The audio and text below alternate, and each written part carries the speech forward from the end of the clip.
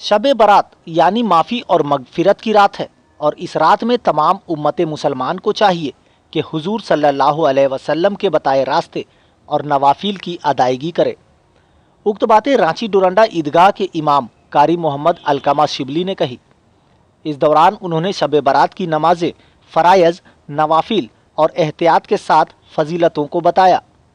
साथ ही शब बारात से जुड़ी विभिन्न जानकारी देते हुए कोरोना काल के दौरान सरकार द्वारा जारी गाइडलाइन और निर्देशों का पालन करने की गुजारिश की।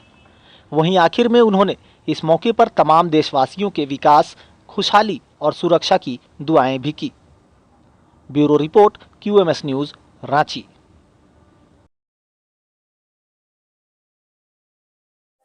शब बारात के माने हैं छुटकारे की रात, लिहाजा अब के चंद मिनटों के बाद यानी गुरूब सूरज के बाद जो शब शुरू होगी वही शब बारात है।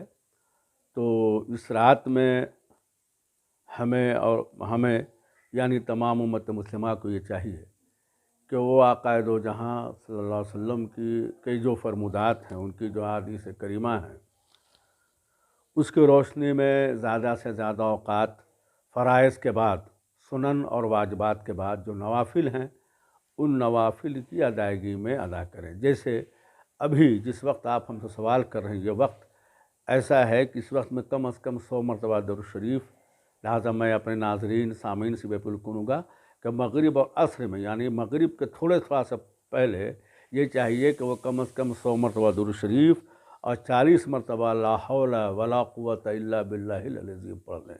इससे एक लंबे गुनाह की माफ़ी का ये कलमा ज़रिया बनता है। उसके बाद मगरिब की नमाज़ अदा करें। मगरिब की नमाज के बाद कम अज़ कम 3 मरतबा सूरह यासीन शरीफ की तिलावत करनी चाहिए। इस ख्याल से कि अल्लाह का पाक कलाम है, सरचश्मे रहमत है और निशान मंजिल है, चिराग हिदायत है। उसके साथ साथ ये ख्याल करते हुए कि एक मरतबा दराज़ी उम्र की नीयत से, ईमान की ताज़गी की नीयत से, ईमान पर कायम रहने की नीयत से, दूसरी मरतबा रिस्क की अगर तंगी है तो वो रफ़ा दफ़ा हो, रिस्क में वसअत हो, अल्लाह रिस्क हलाल अता फ़रमाए। तीसरी मरतबा तमाम मोमिनीन मोमिनात आलम आलमियान की हिफाजत की नीयत से।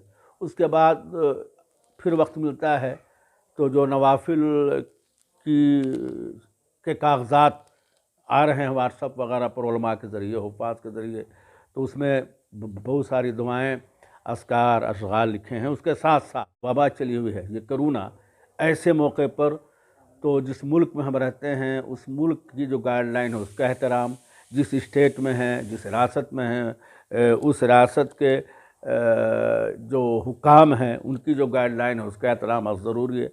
लिहाजा इसको ख्याल करते हुए ये सही है कि आम दिनों में कब्रिस्तान में जाना सुन्नत है, तो अगर नहीं ख्वाहिश होती है तो वह अकेले जाए, लेकिन चूँकि ज़ाब्ते अखलाक भी नाफिज़ है, इसका एहतराम करे कि जो न्याज हैं, फ़ाते हैं, ज़िक्र हैं, अशगाल हैं, नमाज़ें हैं, उसको अपने घरों में लोग अदा करें और अल्लाह तबारक व तआला से अपनी अमदन व सहवन ख़ताओं की माफ़ी मांगें। और ये भी हो कि अल्लाह ताला इस मूज़ी और मुहलिक जो मर्ज़ है बशक्ल कोरोना, उससे तमाम आलम आलमियान हमें आपको सबको महफूज मामूर रखे और तौबा के साथ साथ सच्ची तौबा करें। सिर्फ ये नहीं कि हाँ हम ऐसा किया और ऐसा हुआ, कि अब हम आइंदा साल अल्लाह तूने जो हयात अगर हमें बख्शा तो हमसे ऐसी ख़ताएँ, ऐसी गलतियाँ और ऐसी बुराइयाँ हमसे न हो। तू हमें इस पर कायम रख कि हमसे अच्छा काम तेरे फजल से होता रहे।